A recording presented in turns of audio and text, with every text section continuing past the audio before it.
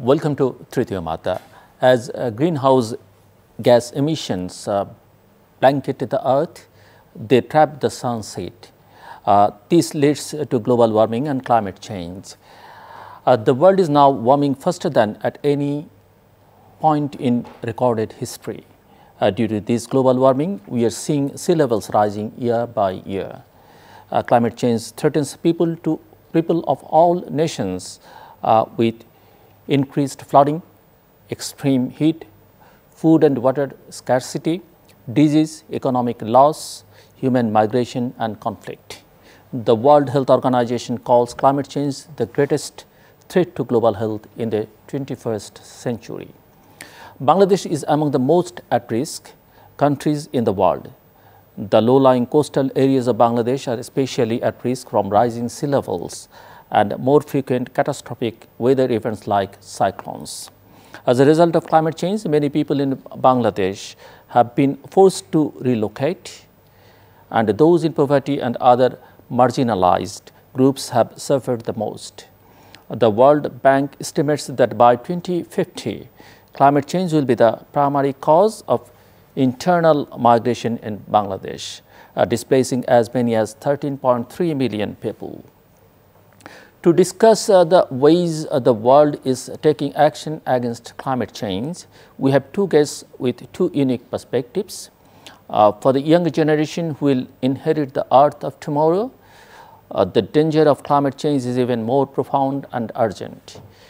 To understand the perspective of the youth, we have with us Abul Bashar Rahman, to my left, an economics student at the University of British Columbia, Canada, who has been bike riding across Bangladesh with a mission to amplify voices of resilience by capturing climate stories in order to tell the world how the global south deals with the challenges of climate change. On the other hand, we have with us Mr. Bradley Coates, Political and Public Affairs Counsellor for the High Commission of Canada in Bangladesh, to give us a perspective of the international community by discussing how the Government of Canada has undertaken its climate change mission and intricate relations of the global north and global south in combating climate change together. Gentlemen, welcome to the show. Mr. Bradley Coates, we are currently seeing an interplay between the developed nations of the global north and the developing nations of the global south regarding climate justice. It is claimed that the global north became developed through unrestrained fossil fuel extraction and greenhouse gas emissions. However, this is no longer a realistic option for the newly developing nations in the global south due to international pressure to create generous economies. It is also seen that the poorer nations of the global south are usually the most vulnerable to the effects of climate change. In light of this, do you believe that the nations of the global north have a moral obligation to spend their taxpayer money attempting to solve the climate crisis of the global south? So thank you so much for having Bashar and I on today. I just start by noting that we're speaking to you on World Environment Day. And so it's the perfect day to be having such an important conversation between us all. You're absolutely right that countries developed in different eras, in different times, and in completely different contexts. And you're right, it's a different reality for developing countries today in the way that they can develop their economies. Mm-hmm. Very few environmental issues, though, exist for which we can find a cause and solution strictly within our own country's borders. Canada and Bangladesh are both experiencing climate change in very different ways. You're of course correct that the countries identified as most vulnerable to the effects of climate change are developing countries. Developing countries often, but not always, and Bangladesh is an exception in this case, have less ability to cope with climate disasters and are often afflicted by recurring catastrophes. A 2021 UN Global Climate Risk Index identified countries such as Haiti, Philippines, and Pakistan as places that have recurring climate crises again and again belonging to the developing world. I think that it's interrelated nature of these climate crises that means that we all need to collaborate in any way that we possibly can. Canada's new ambassador for climate change said that we all share the same atmosphere and there's no planet B. And when I was here working in Bangladesh in 2019, we had our at that time, our that point, ambassador for climate change visit us here, and she was blown away by the breadth and depth of work that was going on in Bangladesh on the climate change file. Canada and our international partners are committed to providing $100 billion per year in climate finance. And we released the Climate Finance Delivery Plan Progress Report at the recent COP27. We're steadfast in our commitment to reach that goal as soon as possible. For our part, for Canada's part, we've committed more than $5 billion to international climate finance, supporting a wide range of programs and initiatives in developing countries that help developing countries mitigate and build resilience to climate change, deploy clean energy technology, and manage natural resources sustainably. Here in Bangladesh in particular, Canada is spending $100 million over 3 years on a project called Scaling Up Investments in Climate Resilience, which is run by the Global Center for Adaptation. And our new Indo-Pacific strategy, which was unveiled last November, specifically mentions climate change mitigation and adaptation as key Canadian priorities throughout the region. Great. And Brad, as you know, Bangladesh has been the chair of the Climate Vulnerable Forum twice. And what is your opinion of the role of Bangladesh in advocating for climate action worldwide? Bangladesh plays such a vital role in advocating for climate action.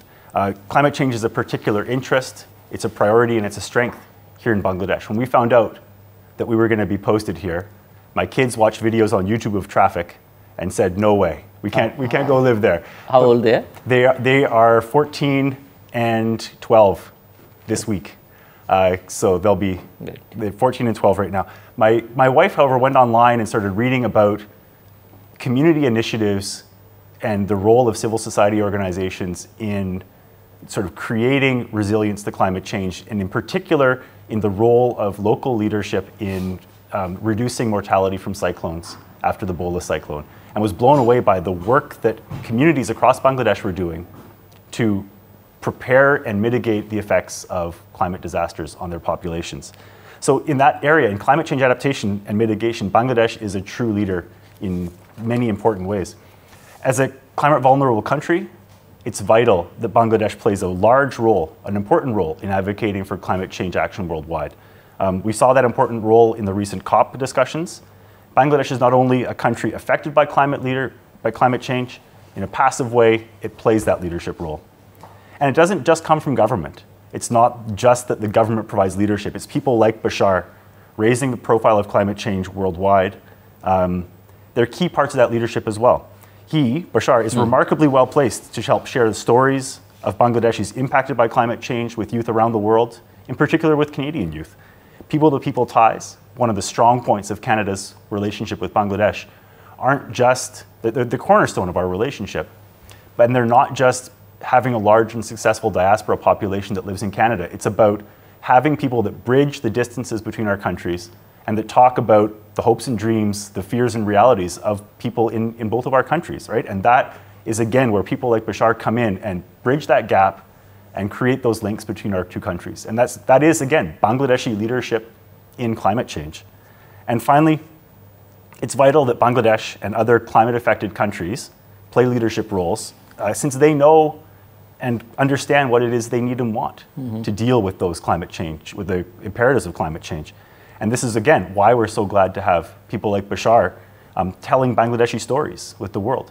For all that I have learned about Bangladesh, for all the things I love about Bangladesh, that's not my story to share with Canada. And I don't have the perspective to share what Bangladeshis understand about climate change. And so that's his role in this instance, right? Just perhaps maybe only in this instance in particular, his role is to share those stories and translate them and tell them to people outside of Bangladesh.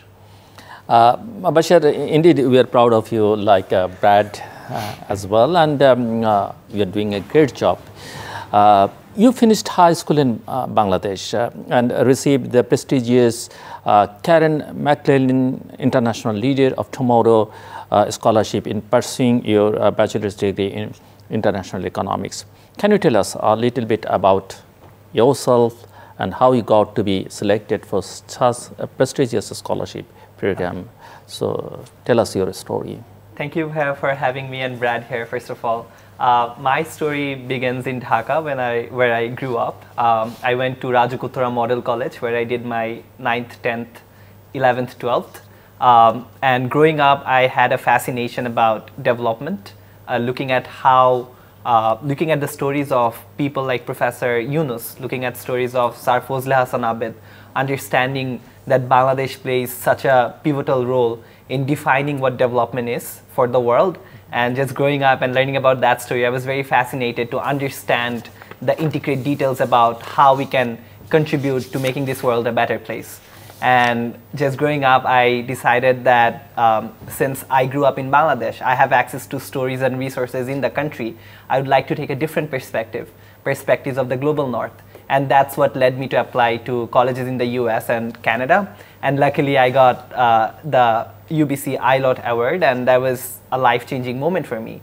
Earlier, I was sharing with Brad about how life is so different when you are not reliant on your family's income. So I think just having a source of financial support from university, that really changed how I look at the world.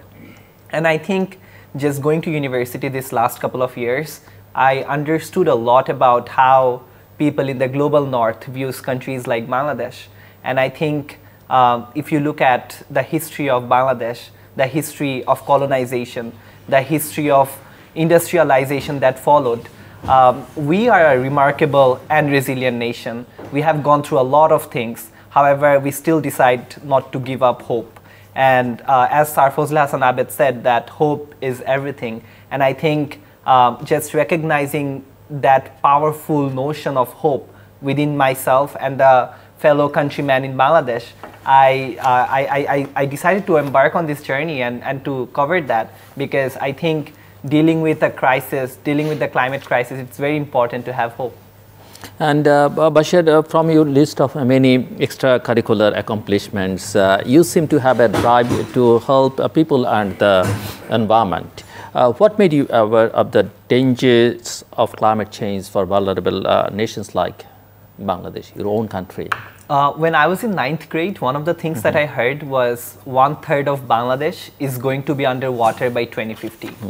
And in that 1/3 is my hometown, where my dad and mom is right now at this moment. And that is within my lifetime. 2050 is not far away. And I am very privileged to be now living in Dhaka and Vancouver that allows me to live a life and pay my bills and do everything. But what about the millions of refugees that you mentioned earlier who lives in the belt of Bangladesh? So the climate crisis is real, and it's very interconnected with many other socioeconomic issues. Just uncovering stories of the climate crisis, I've recognized stories of child marriage that happened because of the climate crisis. I have uncovered stories of poverty, stories of people losing their house and everything and job. So the climate crisis is very real, and I recognized that when I was in 9th grade. And I saw the necessity and the need for all of us to work on that crisis, to work on that issue. And since recognizing that, I took an approach of first educating myself and my peers through an organization called GREEN, where we hosted different workshops in schools around Dhaka. And after moving to Vancouver, going to UBC, I recognize that beyond education, there is empathy that plays a pivotal role that Brad previously recognized, the human-to-human connection. Because at the end of the day, if policymakers, if decision makers are not connected with the stories on the ground, it's very difficult to make changes. It's very difficult to make changes towards the right path. So I'll come to you again.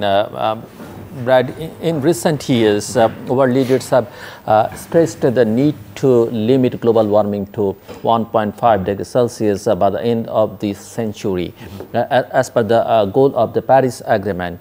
Do you believe, considering contemporary reality, such a goal is realistic? Yeah, Zillur, I'm probably the wrong person to ask about whether the goal is realistic in and of itself. But what the Paris Agreement does, and when it was adopted, it provided the world with a consistent, transparent, fair pathway to implement policies that can address the climate crisis. It's not to say that the road has been easy. It's not without its bumps and its hitches along the way. But the Paris Agreement provides frameworks for countries to raise their ambitions, to ask more of themselves. And Canada is continuing to do that through both domestic and international action. And from a Canadian perspective, just to look sort of to, I'm a historian by trade, so I have to look backwards more, perhaps more regularly than I should. We've seen the benefits of international cooperation on an environmental issue before, from the 1980s when Canada and the United States collaborated to address the acid rain crisis. Now, it was a series of policy changes in the United States that addressed an environmental crisis that was impacting largely Canada more than the United States, but it was through the collaboration that they were able to first address the policy and then reverse the damages that the acid rain was causing. And so that provides a bit of context for the importance of that collaboration going forward. And according to the official statement, the government of Canada is committed to achieving net zero emission by 2050. How far along has progress been made in this regard? And do you think that such a large time span may be a bit too late to keep the 1.5 degrees Celsius target? Yeah, Canada's average temperatures are rising at twice the global average. And if you look at the northern parts of Canada, where my father's from, they're rising 3 times faster than the global average. So, and that's leaving out the anecdotal stories about how much tougher winter was when I was young and how much colder it was to walk to school when I was young compared to my kids. So taking steps to reduce emissions is going to be one of the most important undertakings in Canada's history.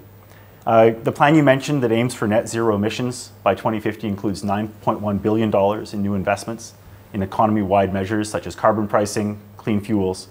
And these measures are designed to reduce emissions while creating jobs for workers and opportunities for businesses. The first progress report in that process is due out at some point in 2023, and then subsequent updates in 2025 and 2027. So at that point, we'll get a sense of where we are along that progression. But it's certainly an issue that Canada is taking remarkably seriously because it affects us all every single day.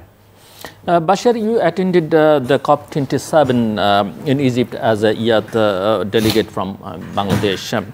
How was your experience seeing such an event, and what were your key takeaways? I was very delighted to attend COP27 when I got selected from my university to attend. However, I was shocked hearing one news from a particular news media in Bangladesh. One of the things that truly shocked me was the fact that the total number of delegation from Bangladesh was somewhere around less than 100. The total, like a subset of the delegation from a province in Canada was 80. So you can see the disparity between representation from countries like Bangladesh and countries like Canada. And to be honest, that's very unfair and that's very problematic. I was there as a delegate from Bangladesh, but I was part of the Canadian delegation. I was lucky enough to be selected and cover and follow the COP from a Bangladeshi perspective. But if you look at how these conferences are designed, it really makes it inaccessible for representation from the global south. And that affects policy, that affects finances. The $100 billion Green Climate Fund that Brad was earlier talking about will be distributed based on conversations in those conferences, in those places. But if we don't have delegates from Bangladesh, that's just not going to happen. And to be honest with you, I think the 2 weeks I was in Sharm el-Sheikh in Egypt, I was very overwhelmed because I am a very optimistic person myself. But when I hear people converse about climate change, and when I see the representation there, it's not the people who are at the face of the climate impact. These are people who are living in Dhaka, even for representation in Bangladesh. Or these are people who are always in air-conditioned rooms, who are not facing the impacts of the 3 times temperature increase that Brad mentioned earlier in Canada. And that's very, very problematic because at the end of the day, the human-to-human connection really determines policy changes. Yeah. And you look at science, you look at data, that is there. But we have had the data for decades, but change is only coming in the last few years. And that is because of more representation from the global south. So to summarize my answer, I think I was happy and excited in the beginning, But as I attended the conference, I think I was a little sad to see a lack of representation and from Bangladesh. A bit frustrated. And a lot frustrated, yeah. And your current project is described as you attempting to put marginalized and youth voices at the forefront of the climate movement. In order to do this, you have cycled from Tritiyo to Teknaf and documented stories that were previously untold, unseen, and unheard. How has your experience been so far in attempting this project? So just to give you a context about why I started this initiative, it began right after me attending COP27. I felt very out of place. Growing up in Dhaka, I think that I am not the one who's at the forefront of its impact. And now that I was living in Vancouver, it also bothered me that the stories of marginalized people who are suffering 10 times more than I am, or 20 times more than other representatives at COP, was not there. And I think stories are important, and stories define how people are living. So I decided to learn what Bangladesh is facing in the climate crisis, what Bangladeshis are thinking about the climate crisis. And that led me to embark on that cycling ride. And as I uncovered and decided more about and planned more about what I want to work on, I connected with my peers back in Dhaka. And surprisingly, a lot of people are frustrated with this crisis. They are very well aware. They know that the temperature is rising. They know that people are cutting down trees on the road, and the increasing heat island effect, urban heat island effect, and also the salinity in the coastal region. But they just don't know what to do with that, because at the end of the day, when you look at the causes of climate change, it's not like their fault. They don't have anything they can do, but it's the fault of the policymakers. It's the fault of the global decision-making boards that decide what the world's gonna do next. So I think the stories I've uncovered has mostly been that shared frustration that temperature is increasing. I was in Tritiyo a few weeks back, and I was in Teknaf a few weeks back, and some of the stories I've uncovered is a group of female forest rangers who are out there protecting a forest because that's the only source of clean water for them. Imagine not having access to clean and drinking water. That is such a basic human need. But these women who are there protecting the forest, who are spending hours out in the sun, just walking around the forest to ensure that deforestation doesn't take place, shouldn't go through that lifestyle, shouldn't have to do that. But they're doing it because that's their basic need that they're protecting. And I think it's very important that we ensure that these protectors, these marginalized people, have more resources to do what they're doing, to scale what they're doing. And I think that's where people like myself and many of my friends comes in as catalysts who become a bridge in amplifying what they're doing, in amplifying their stories and how they can do more. Thank you, thank you. Brad, at COP15 in 2009, developed countries committed to a collective goal of mobilizing USD 100 billion per year for climate action in developing countries. Since then, there have been numerous reports that climate finance for small, vulnerable and low-income countries remains low. Small island developing states received just 2% of total climate finance between 2016 and 2020. Similarly, for the same period, least developed countries received just 17% of total climate finance provided and mobilized, and low-income countries received 8%. On the whole, lower middle-income countries received 43%. What are your thoughts on this phenomenon? Yeah, you're absolutely right that the effects of climate change, the costs related to mitigation and adaptation, are not experienced equally or equitably. Vulnerable populations around the world, including small developing island states and countries among the least developed countries, will be affected disproportionately by climate change. Canada's initial commitment of $2.65 billion to provide support to developing countries to reduce emissions and build resilience has since been doubled to $5.3 billion over 5 years until 2026. As part of this change, Canada is increasing the proportion of grant funding that it's providing, is allocating funds to climate adaptation projects, and is going to spend a minimum of 20% of funding on projects that leverage nature-based climate solutions and that contribute to biodiversity. Perhaps some of those combating like the urban heat island, things that Bashar was just mentioning. Canada is also contributing $300 million to the Green Climate Fund, a critical part of the Paris Agreement, which is mandated to support developing countries move towards low-emission, climate-resilient pathways. And then, as Bashar mentioned, engagement between the two countries is such a vital part of the fight against climate change. And that's where people like Bashar come in, starting dialogue between people that are affected and people that might not experience those effects or see those effects. Sort of bringing those stories to people, to the larger COP delegations, and then they bring those stories out. Bringing those stories to people who are part of the decision-making, or who sit at the table to make decisions and share those kind of thoughts. Bashar, what do you expect to see as the ultimate outcome of this arduous project of yours? I think I did some research right after attending COP27 about how this loss and damage fund, the Green Climate Fund that just Bradley mentioned, how are these distributed? And I spoke with folks from the World Bank, I spoke with folks from 𝗙, Global Environment Facility, from 𝗙cie𝗂𝗋, Green Climate Fund. And one thing I recognized is how these funding mechanisms are so clustered, and it's very difficult to source fund to get that $100 billion fund that has been committed. I spoke with representatives from BRAC, from CODEC, some of the biggest organizations, NGOs within Bangladesh, and they shared this frustration about how they have been doing incredible work for the last 50, 40 years, but it's still very difficult for them to access these funds.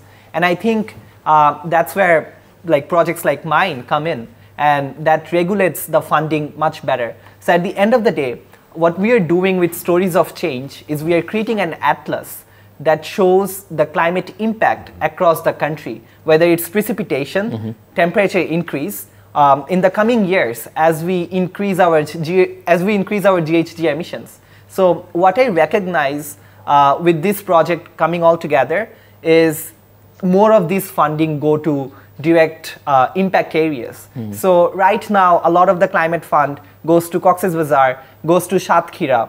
However, Kurigram is also very climate vulnerable. And according to the Bangladeshi Climate Vulnerable Assessment Report, it is they identified multiple districts within the country that are going through so many disasters every year, but they're not receiving the support they need. They're not receiving the funding they need. And when you think about why this crisis is caused, you look at the history of colonization, you look at the history of industrialization. As Bangladesh is starting to develop, as we are starting to build our industries and scale our operations, we will emit carbons. We will ensure that our people have jobs, our people have a place to live.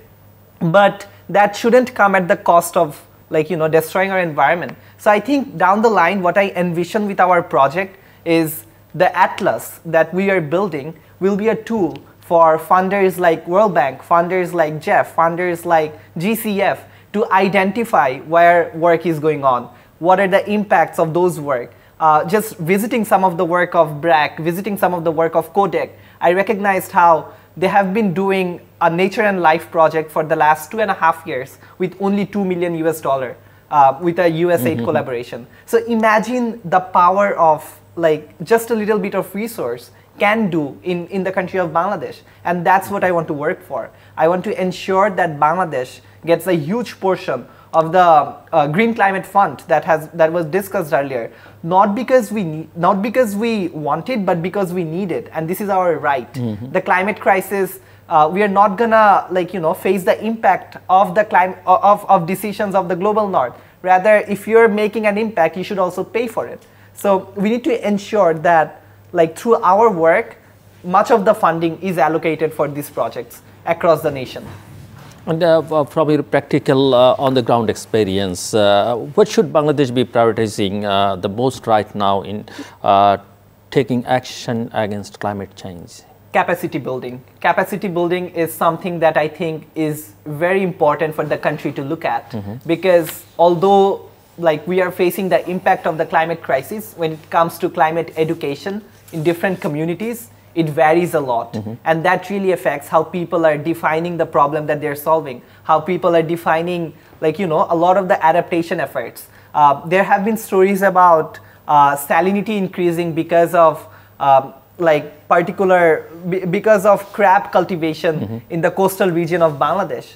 And that led to multiple problems. So understanding the climate crisis and understanding the science of it is very important for stakeholders on the ground. Indeed. And I think that's where we should invest from the government, from the nation. And I think when it comes to international finance, finance like Green Climate Fund or the GEF, I think that should work on scaling those capacity building initiatives, scaling those projects that are already working in different communities. And these are locally led community initiatives. These are not interventions that are foreign. Rather, these are innovative, resilient people on the ground that have defined that rainwater harvesting system is the best to identify, to get clean water to drink. These are the people that have come up with brick and mortar housing for the belt, for the coastal region of Bangladesh to have a shelter during cyclones. So I think it's very important that these identified resilience are well supported. There's an incredibly remarkable story out in the out in the north of Bangladesh, where there are floating schools that are running year round, and we need more of those floating schools. But it's very difficult to scale our operation if we don't have the funding. So I think that's where Bangladesh should prioritize, ensuring that we have the capacity. So funding is not the only problem. Do you think the funding is the only problem? Capacity building is much more important. Recognizing the climate crisis, ensuring that people are well educated in the climate education space. I think that's where Bangladeshi stakeholder comes in and contribute. Okay. Brad, the highlight of COP27 last year was the historic decision to establish a fund for responding to loss and damage. Do you believe that this was a significant outcome of the last COP? And do you think that such a decision has set a positive precedence for climate justice on the world stage? Yeah, the mechanism you're describing represents a form of burden sharing, right? Recognizing that developing countries do have, or developed countries, sorry, do have some form of responsibility for climate problems in other parts of the world. In response to the first part of your question, the short answer is yes. We believe the loss and damage provisions are an important part of the last COP. And Canada was an early advocate of the need for COP27 to make progress on the issue of loss and damage. We worked with developing and developed countries to establish new funding arrangements to help developing countries that are particularly vulnerable to climate change. So yes, absolutely, it's such an important development, and we're excited to see how it progresses. Bashar, you mentioned the lack of representation of the marginalized and youth community at the forefront of the climate movement. As you know, many of the most important decisions regarding the climate are being made in boardrooms by grown-ups and who are far removed from the people who are the most affected or will suffer the most consequences. Do you have anything to say to all these grown-ups as a concerned youth from a climate vulnerable nation? I think it's important to recognize the lack of representation in different boardrooms.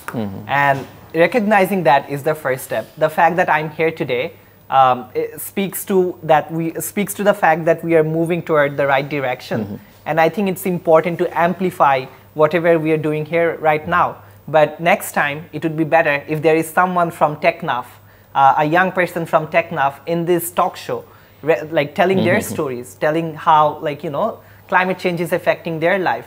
And that will truly lead to further changes through the domino effect, right? When we have people who are facing the impact in decision-making boards, it will be more equitable. It will be more pragmatic. And I think it's very important to have that. If we have a closed room full of cis white male in global international policy-making decisions, in international forums, it's very difficult to make equitable conversation. It's very difficult to make equitable policies or just policies. So I think where we should put our energy, emphasis, money and time on is ensuring that there are adequate representation, not just within Bangladesh, but across the world. Within Bangladesh, things shouldn't only come from Dhaka. When we talk about decision-making process, these are mostly folks who have grown up in Dhaka, who have lived their whole life in Dhaka, that are making decisions for the rest of the country. Life in CHT, in Bandarban, Rangamati, 𝗙𝗏𝗃𝗃, is much different than life in Dhaka. And no matter what we do, as long as we don't have representation from the CHT region in making decisions about the CHT region, it will be a form of colonization, and it will be, it can never be equitable. So ensuring that we have representation from across the country, it's very important for all decision-making boards. And how do you do that? You invest on capacity building, you invest on education, you invest on ensuring that these people are well represented in the national and international conversations. And there is a lot of pessimism in the mind of modern youth regarding the notion of climate justice and the future of the world. Do you have any advice for all the young people who feel powerless to change a world which is becoming increasingly inhospitable? I think people are very receptive to change because the climate crisis is affecting everyone. Some of the people who are now in the decision-making boards might not live until 2050, when 1/3 of Bangladesh is projected to go underwater, but they're facing the impact today. They're facing the impact right now at this moment. If you look at Dhaka, the temperature increase over the last few years has been so difficult to live life like in this city, to live a life in this city. And I think more and more people are welcoming change. More and more people are, like, you know, working on the good side. And it's very important to highlight that. It's very important to recognize that, because at the end of the day, it's either we have hope to ensure that we are doing the right things, or we are hopeless and not do anything at all. And this is our planet, and we don't have a plan B. And even if we did, it's more difficult to have an equitable plan B. So while we have this option to live on this planet, to ensure that we do the work that is needed, it's very important that we are hopeful, that we are looking at the bright side, that we are doing the things we need to do. And we are highlighting that in a very equitable, just, and proper manner across the board. Bashar has indicated that there is a lack of youth voices at the forefront of the climate movement. So, Mr. Bradley Coates, how do you see the role of the youth in combating climate change? Youth are vital in in raising awareness about climate change, in leading the fight against climate change. I believe every generation has at least one critical issue where there's a definite break between the parents and the children, where there's a definite break in how each different generation understands a particular issue. And sometimes it's after the fact, and you realize your parents are dinosaurs and they believed things that are it's crazy to think what someone thought 50 years ago today. And part of me feels like climate change and the climate crisis might be that defining issue for the younger generation coming along behind us. So my daughter Katie, who's around the same age as your daughter, she already has asked me why it is that adults today are the ones making decisions about the world that she has to live in 20 years, in 30 years, and in 50 years. I mean, you may have already been asked the same thing as well, and those are not always the most, the most pleasant conversations to have. Our daughters are 4 or 5 years away from being able to vote, to having a voice in the political process on that, and yet they're the ones that know that this is the world they're going to live in. And I think that in so many ways, they do have a different understanding of the climate crisis than we do, and that's a great thing. It's a really good thing. The good thing about the role that youth are playing is we have people like Bashar in such amazing positions, leading change, leading discussions, bridging gaps between our countries. And youth today are linked together in ways that you and I couldn't have understood when we were younger, and that's why projects like Bashars are so valuable. I turned on Canadian news to get a quick update about Cyclone Mocha, and right after it had hit ground, who do I see on TV But Bashar, speaking from I believe it was 𝗙𝗵𝗋, talking on Canadian news, again, telling the story of what he was seeing and the way people in Bangladesh are experiencing this back to Canada on a computer in real time. And that's phenomenal. Yeah, right? That is the kind of change that we need to see take place. And so I think I share Bashar's optimism that the youth of today are thinking about this in a fundamentally different way than the older generation. I think that's a really positive thing. And you know, Canadians might know that Bangladesh is a climate vulnerable country. They may not know the extent of the risk here, but they also may not know the so many amazing ways in which Bangladeshis are resilient and taking action at a grassroots level to mitigate the risks of climate change. And that's where, again, projects like Bashar's come in to share those stories back. I come back to this, to my wife reading about female organization in cyclone warning systems.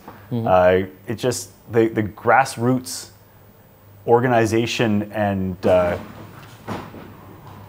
way that the grassroots groups take action in this country is really phenomenal and really exciting and interesting to see. And I'm really motivated and excited to see what Bashar produces out of his travels and out of the stories that he's able to share with us. We all are looking for it, yeah. Absolutely. And Bashar, keep up the good work, and we are almost at the end of the show.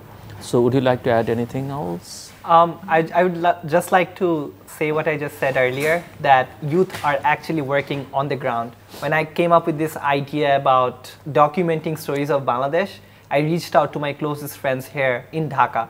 And some of my friends, Rifat, Nihal, was right on the go to, like, you know, contribute to this work. And two of my friends actually quit their job that they had full time to volunteer on this work. And there have been people from India, people from Canada who holds nationality of Brazil, and, like, you know, Canadians. And because they all understand the interconnectedness of this problem and the reason, and it's very optimistic to see, like, you know, people who are my age, who shares the same passion as me, who shares the same urgency as me in dealing with this crisis. And I think that optimism just needs to be amplified in places that are already established, like yours. So thank you very much for having me and, like, allowing me to share our story, because at the end of the day, our stories are important. And I think what's more important is the stories we capture. So I would urge everyone, the audiences, to, like, follow our, like, page and follow our work, Stories of Change, and also support us. Because when we talk about youth involvement, it's very important that you are supporting this youth involvement. I really appreciate the High Commission of Canada in Bangladesh to, like, you know, give me the ground and give me the floor to, like, tell my story. And I think it's more important that other stakeholder groups within Bangladesh recognize the urgency of the work and recognize the importance of the work and share their support and share their funds, share their platform. And I'm very open to collaborations with anyone who's watching this, and I would love to, like, have a conversation if that is feasible. Thank you. Thank you. Brad, any final words? No, thank you so much. Thank you so much again for having us here. I say repeatedly to anyone that'll listen that Bangladesh is an amazing place to be a Canadian diplomat. The people here are so warm, so welcoming. There's such a strong bond between our countries. And I think, you know, the fact that we can come on and talk about climate change, which is actually kind of a contentious issue where there's some differences between Canada and Bangladesh, is really, really valuable. And if I had 50 𝗙𝗃 for every person who's told me that either they, a friend or a family member, lives, or studied in Canada, I don't think I'd have to work ever again in my life. Thank you, gentlemen, for your excellent insights into this matter. Dear viewers, these have been just two perspectives on the issue of climate change. It is still unclear how dire the situation might become if the world cannot come together and find a solution soon. But till then, I hope we can all find a way to play our parts in creating a better world tomorrow. Thank you all.